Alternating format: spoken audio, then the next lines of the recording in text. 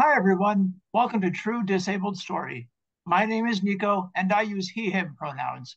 I'm a white man with parted blonde hair, large blue and brown spectacles, and a blue tie-dye t-shirt with a graphic logo on it.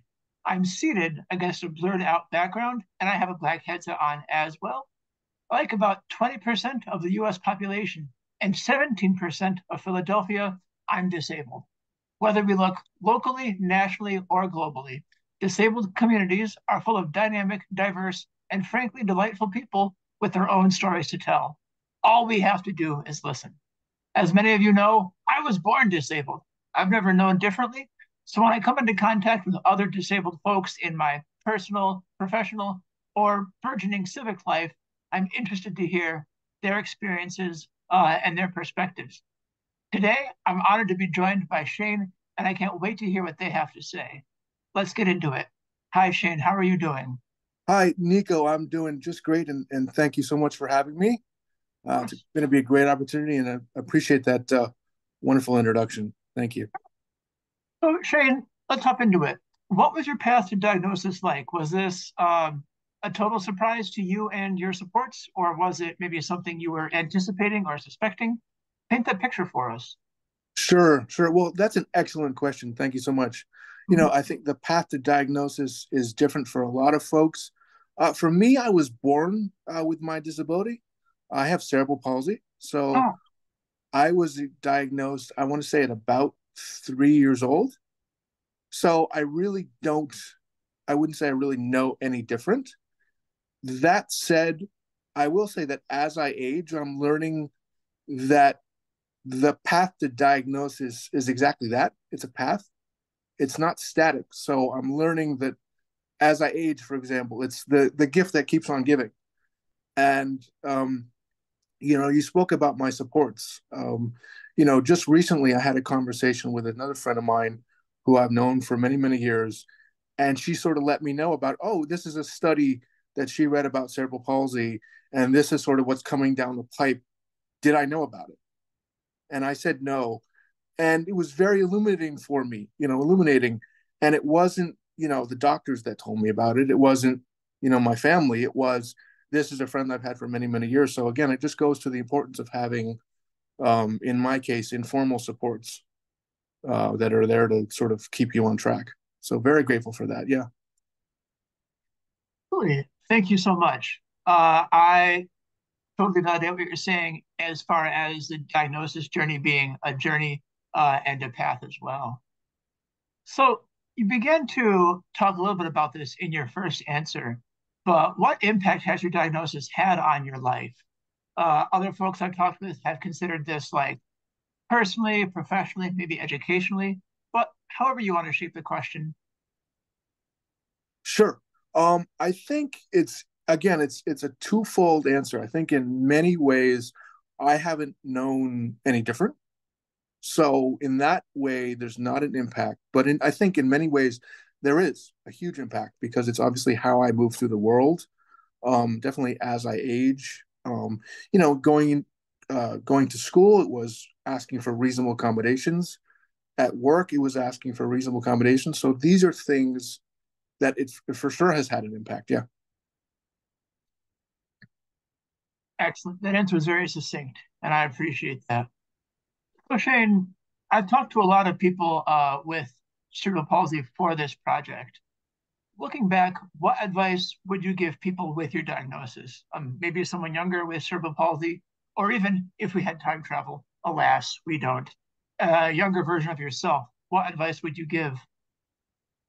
Sure. So this for me was the $1 million question, and this is going to be a bit of a longer answer. And I love this question because it really goes to the meat, I think, of some of the challenges and some of the good things that come with being born and being raised as someone with a disability. I think, for starters, the advice that I would give to a younger version of myself and younger people who are listening, if you are listening, is to, as much as possible and as early as possible, train yourself to engage with the community, engage with the supports that you might have, engage with people that have that know a little more than you, and plan for when you're 10, plan for when you're 20, and when you're 20, plan for when you're 30, because you will need those supports and you will need to exercise those advocacy skills that you acquire when you're younger. And I think to parents, I would also say that you remember that your job is to advocate for your child or your children, but ultimately your job as a parent is to have your child replace you as their advocate. So that ultimately is their job and your job. And ultimately, that's what I would say is get as comfortable as you can with speaking to people about what you need, because there are many cases in my life where it's worked and sometimes where it hasn't. I remember years ago, some of your listeners might be familiar with United Cerebral Palsy. They changed their name to Adapt Community Network. Many years ago, when I was first moving to the city, I knew nothing about advocacy, and that's why I'm saying learn about and plan for your future, because I really didn't do much of that until I was forced to at 18, because I had at 17 I had services, and at 18 virtually I had none, because they all got taken away, and it was a gut punch of like, oh my god, I'm out in the world, what do I do now? So I reached out to UCP because I thought, sort of naively, well, you help people with cerebral palsy. I have cerebral palsy. You're going to help me, And I was told in no uncertain terms that they couldn't help me. I called and I was told that, oh, we can't help you because you can speak over a phone interview. And I went to a bunch of different organizations and was, given similar answers. I went to one and they said, well, come back when you're in a wheelchair.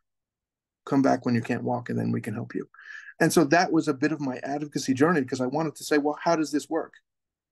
How is it such that I, as someone with a disability, can go to a disability organization, which is extremely well funded, and am told in no uncertain terms, we can't help you, or come back. So, come back when you're more disabled. So that's why I go to my first part of my question is the responsibility is on you to find many avenues of supports, because one may not work. And so you need to get used to saying, okay, well, plan A doesn't work. What's plan B? Plan B doesn't work. What's plan C? So you need to sort of be tenacious and grow your tenacity, I think, to engage in the world. So that's my long-winded answer, but it's basically advocate, get better at advocating, learn to like it, and learn to become comfortable with speaking about yourself, which is something that I'm actually learning to do, because I speak for other people, and I'm happy to do that, and I'm very comfortable doing that. But when it actually comes to speaking about my own story, I'm more reluctant to do that. So, I understand that. I was the same way at first. yep, Your yep, advice is very well considered. I do hear a lot about that. It's almost like a disability cliff, isn't it? You turn 18, your services are gone, your cerebral palsy is still there. It's a gut punch, as you said. Thank you absolutely. again. Yeah, for sure. I mean, I think to distill it, what I've learned is I think there's an idea that as you age and you start to work and you start to go to school or whatever the case may be, you need less supports. Whereas my experience is no, because you're doing more, you need more supports. And because you're aging, you need more supports. And that unfortunately just is not really what we do outside of very specific circumstances. So Yeah. Shain, I've loved our time together. We've had a great conversation.